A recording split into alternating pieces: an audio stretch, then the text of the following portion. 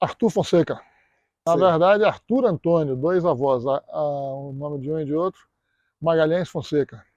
E você nasceu onde? Sou de Goiânia. Então, Goiânia, há mais 50 anos em Brasília. como é que você veio parar em Brasília? Na verdade, o UNB que me atraiu. Na década de 70, eu resolvi fazer um curso que só tinha aqui no UNB, era um curso meio inovador, fiz estatística. Naquela época era inovador ainda. Totalmente. Na verdade, fui da primeira turma de estatística na UNB. Aí depois disso andei estudando economia, estudei finanças e por último virei advogado. Andei estudando um pouco. Um pouco, né? E aí em Brasília você atuou em quê? Eu fiquei no serviço público até 98, quando teve a privatização da Telebrás, que foi meu último emprego. E a partir disso eu fui trabalhar, continuei trabalhando em telecom, mas aí com empresas privadas, né? Fui diretor da TCO e diretor da Vivo, em São Paulo.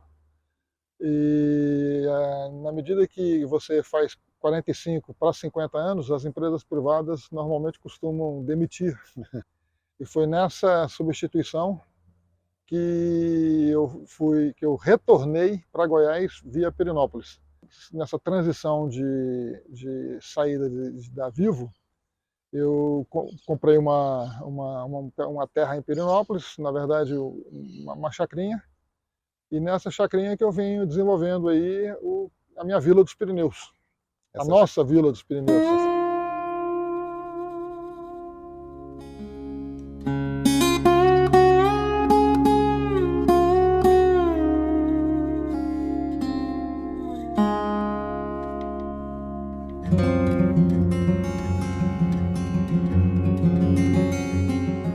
A história da Vila dos Pirineus é uma realização da ideia de uma fazenda latina. A gente teve uma experiência de visitar o México, andar atrás de ideias de fazendas. Andamos 3.500 quilômetros, visitamos aí cerca de 15 fazendas e depois que surgiu a ideia de fazer essa estrutura de uma fazenda mexicana com esses detalhes latinos aí.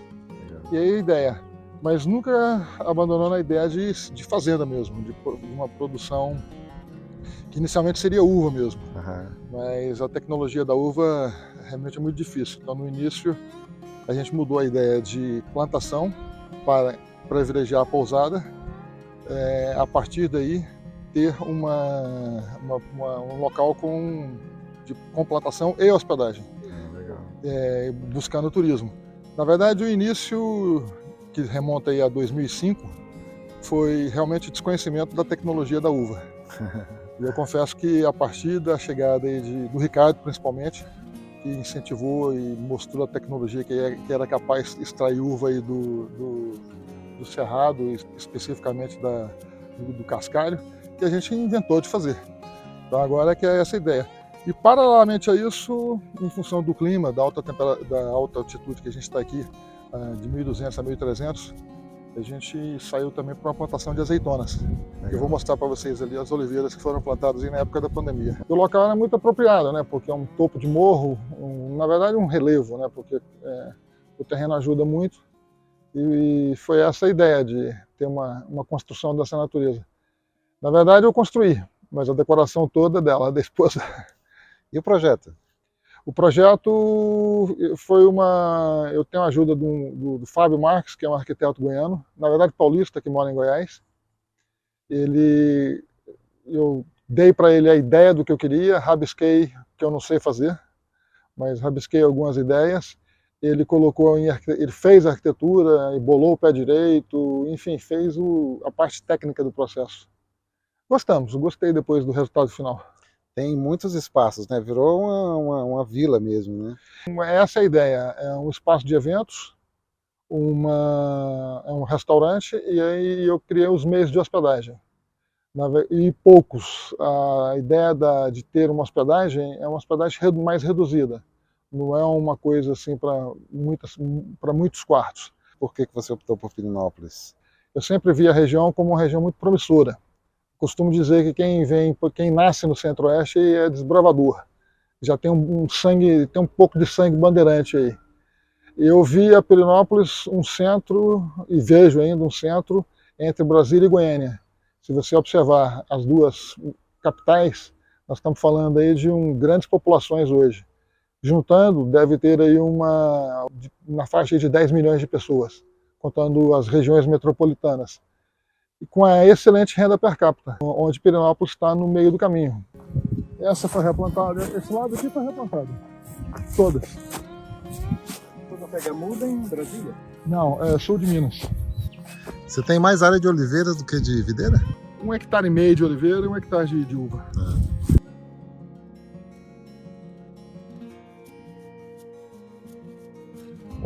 A altura dessa. Tem 1,90 m. Essa planta foi introduzida aqui na pandemia. Ou seja, eu sou filho de funcionário público do antigo IAPC, depois, no final da vida, aí virou INSS, né? E família de 6 irmãos. Era um menino de rua, menino que brincava na rua, quando antigamente tive uma excelente oportunidade de estudar em 2 colégios que marcaram muito minha vida, que foi o Educandário Goiás, o primeiro, um colégio muito tradicional de Goiânia, e posteriormente o Liceu de Goiânia, onde fiz muito boas amizades que perduram até hoje, e foi exatamente ali que eu aprendi a gostar de estudar. E foi quando eu resolvi, por necessidade do curso que eu quis escolher, aí eu vim terminar em Brasília, na UNB. E aí também me apaixonei por essa cidade, né, que não tem como. E daí fiquei até hoje. Na década de 80, 70, 80, basicamente 80 foi quando eu comecei de fato a trabalhar. Não tinha muita opção, né? Era uma década meio compromissada, uma década bastante inflacionada. E as opções que se tinha para trabalho eram basicamente oferecidas pelo governo. Foi quando eu comecei numa empresa muito interessante, num segmento muito interessante que foi telecomunicação. E quando o Brasil estava se consolidando, quando a Telebrás estava se consolidando como uma empresa que unia toda a telecomunicação do Brasil. E a partir daí foi uma grande escola. Então eu tive a oportunidade de falar com muitos investidores, pessoas do mercado financeiro. E foi por essa razão de estar falando com o mercado financeiro que eu saí para depois o direito, né? Porque eu trabalhei muito com informações do direito societário. E isso aí me fez também apaixonar por essa área. Aí foi um segmento, além da área financeira, né? Que na época estruturávamos bastante operações de investimento estrangeiro nas telecomunicações, e foi quando que deu o grande boom de crescimento da telefonia. Quando teve da privatização, aí com mais oportunidades de trabalho, eu resolvi não mais ficar em governo. Foi quando eu fui para a iniciativa privada. Inicialmente na TCO, que era a Telecentro-Oeste, na área de telefonia celular, e que depois foi adquirida pela Vivo. Talvez seja a Vivo o grande motivo aí de eu ir para Pirenópolis, né? Porque quando a Vivo refazendo os quadros de funcionário, eu optei por ir para Pirenópolis. E aí foi quando começamos a estruturar a Vila dos Pirineus, primeiro como meio de hospedagem, né? Desde o início, em função do clima, em função da estrutura que a região oferece, sempre existiu também a expectativa de ir para o segmento aí de vinhedo. Ele hoje já está plantado, a expectativa é de que no ano que vem a gente já tenha vinho próprio. Se tivesse começado por aqui, a gente já estava em 2 anos, porque seria, a gente fez em 20, 21, 22 já teria vinho aqui. Essa foi os que o Takeda olhou e falou, porque tem uns diferentes dos outros. Sim. Mas esse, olha a largura da planta. Foi o início do início. A ideia inicial era criar ovelha aqui. Por isso eu fiz o forró da ovelha.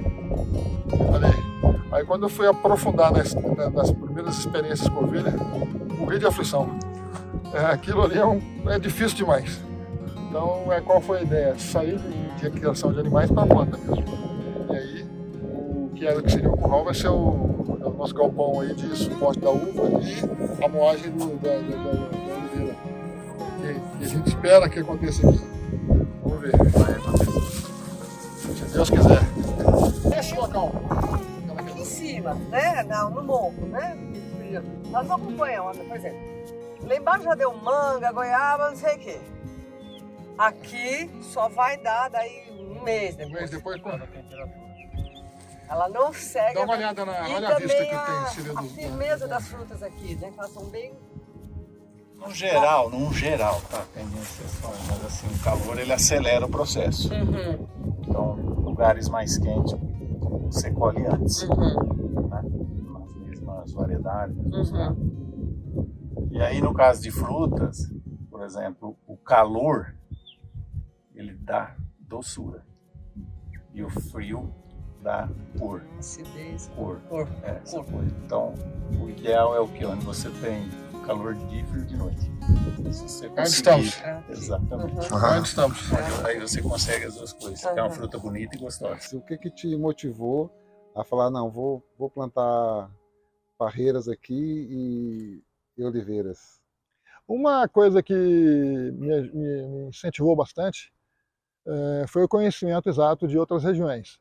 Argentina, Chile, Portugal, Espanha, Grécia, foram os locais assim que me trouxeram bastante inspiração para esse trabalho lá. E quando das viagens, eu comparando com aquela temperatura, aquele tipo de terreno, foi aí que eu percebi que era possível trabalhar nesse sonho. A Vila dos Pirineus, quando nasceu, a ideia do vinho ainda não estava, né, no projeto. Já existia uma pretensão de se fazer, mas eu não tive assim muito entusiasmo de se começar inicialmente, não. A minha ideia mesmo foi criar um meio de hospedagem, criar uma forma de financiamento próprio para posteriormente focar em vinhedos e no olival. Nós não temos pressa. A ideia é fazer as coisas devagar, fazer bem feitas, no nosso entender, com bom gosto e atender às expectativas dos nossos clientes, coisa que a gente tem conseguido, felizmente. Falar um pouco do tempo, então. Você começou um projeto grande de turismo e aí você adiciona esse projeto duas culturas que não são muito fáceis e que são de um retorno também de longo prazo, né? E muita gente, na idade que você começou esses projetos, já está pensando em se aposentar e não fazer mais nada da vida. O que te motivou nessa altura da sua vida começar esses projetos? Exatamente o desafio. Então a ideia é de fazer alguma coisa que seja ver uma realização, né? Eu vi há 50 anos vindo para Brasília, eu vi o início da cidade, ou seja, eu vi o início dos processos e vejo o processo consolidado. Então dá muito prazer você iniciar uma atividade, vê-la se consolidar e construí-la primeiro e depois ver a consolidação desse processo. É muito interessante isso. Arthur, a gente quando começa um projeto, a gente sempre tem planos, expectativas e depois você se depara com a realidade, né? Inicialmente, para entrar sobretudo numa cultura difícil como a uva, a preparação da terra é uma dificuldade, a expectativa de adquirir. Hoje no Brasil inteiro, como você encontra em diversos lugares que vendem mudas de uva, e às vezes a gente compra sem muita procedência, então é interessante realmente fazer um projeto e ter um projeto com um planejamento bem estruturado. E uma boa assessoria também. Sem uma assessoria você não vai adiante. Felizmente, eu tenho hoje como assessor o Ricardo, que é uma pessoa que tem bastante conhecimento no segmento. E as expectativas é que se beba um bom vinho. Mais até do que uma expectativa financeira, porque passa a ser um desafio, passa a ser um sonho, né? Estou dentro de um contexto aí que tem outras pessoas e com as quais eu, inclusive, me aprendo, até na concretização das expectativas, porque não é uma coisa fácil. A azeitona menos ainda, porque... A azeitona você tem menos gente para trocar ideia, né? Menos gente. E também um pouco da experiência, né? Eu nunca entrei na própria azeitona, eu fiz um plantio 1 ano, depois para ver como se consolidava naquele terreno. Aí pus o outro pouco no outro ano, depois estou consolidando agora no 3º ano. como até um bom conselho de estatístico, né? Quando você quer conhecer uma realidade, aumenta o tamanho da amostra. Eu comecei com a amostra pequena, tô crescendo, vamos ver. Antes de você começar esse projeto do vinhedo, eu acredito que você já era apreciador de vinho, né? Eu sempre gostei de vinho, assim, já na época da universidade era muito difícil, inclusive, até comprar vinho. Não era uma tradição se ter vinho, sobretudo para gente que era universitário, e era muito caro, inclusive, mas eu já gostava de tomar um vinho. Eu lembro de ir no restaurante, que não existem mais em Brasília, mas eu ia no Roma, que ainda existe. Ainda existe, o Roma existe. O Roma existe. Existe. E eu ia no Espanhol. Eu lembro que um dos primeiros vinhos que eu comecei a tomar foi num restaurante espanhol, que já não existe mais em Brasília. E olha que estou remontando aí final dos anos 70. Então eu estou aqui me confessando aqui que o vinho está na minha vida há muito tempo. Agora, profissionalmente, né? Agora a ideia é essa, né? Agora, já que tornamos amigos íntimos, né? Vamos tentar fazer um nosso, né? Ter o nosso para oferecer para os amigos, né? Eu brinco que da primeira produção eu tenho certeza que eu vou guardar aí umas 1000 garrafas para mim e para distribuir com os meus amigos, não tem? E com certeza, o interesse comercial vai vir depois. Porque diferentemente da maioria dos projetos que eu vejo, eu comecei primeiro com os meios de hospedagem. O vinho é um complemento, muito embora que já existia a ideia, mas ele é um complemento do processo, ou seja, eu tenho um espaço de eventos, eu tenho um restaurante, eu tenho um meio de hospedagem, e agora estou complementando com vinho. Eu sempre faço uma pergunta que é o que é o vinho na sua vida? Nossa, é uma dádiva. O vinho ele tem o lugar que a história o colocou. Ou seja, ele é um presente de Deus aí para que as civilizações entenderam e vem trazendo de civilização a civilização, como um complemento de alimentação para mim. O vinho faz parte da refeição. Faz parte da refeição, e eu atrevo a dizer que, como agora já não tenho mais trabalho em corporação, ou seja, eu mesmo faço meu tempo, quando posso, diariamente, aquele copo de vinho na refeição, necessário só. E a partir disso, desse gosto, que veio a ideia de se produzir. Agora, produzir porque o local que, felizmente, por sorte, encontrei, oferece as condições. E a ideia das oliveiras, a ideia do vinho vem em função do terroir encontrado. Ter tido a sorte de ter encontrado naquela cidade, em Pirenópolis, um local apropriado para isso. Por isso que é essa ideia. E também abrir o local para os diversos produtores, porque a ideia é ter degustação dos vinhos do Cerrado, para os clientes e para as pessoas que queiram participar disso. Nós temos aí já existe hoje uma degustação ao pôr do sol, no topo de morro, que atrai bastante as pessoas. Ou seja, o vinho, além de fazer parte da vida, vai se tornar também um negócio, né? Mas um negócio que agrade as pessoas.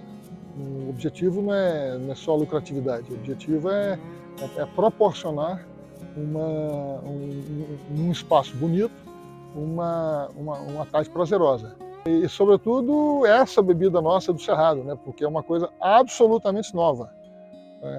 E graças aí aos avanços aí da agricultura, sobretudo lembrando agora a Alisson Paulinelli, que nos deixou recentemente, e que trouxe uma inovação e fazendo-nos acreditar que é possível você ter uma experiência nova no Cerrado. Basta dizer aí as frutas, a própria soja, enfim, o que a partir da Embrapa modificou aí a agricultura do Cerrado. Acho que esse cenário do vinho hoje no Brasil, acho que a gente pode dizer que traz um alento assim de otimismo, né? Com certeza, porque veja, é uma bebida que atrai, sobretudo, as pessoas que têm uma boa cultura. E o que a gente percebe hoje é que ela está penetrando também em outras camadas sociais, o que significa que está barateando. E essa ideia de complementação de alimentação para as pessoas, de uma forma geral, esse é o objetivo, né? Esse é o objetivo. E ao mesmo tempo que se discute a cultura do vinho, né? Que se discute a cultura que traz a apreciação, o experimento de um vinho. Para quem não toma vinho ainda, que conselho você daria? Que comece amanhã. Que comece amanhã. Está perdendo tempo.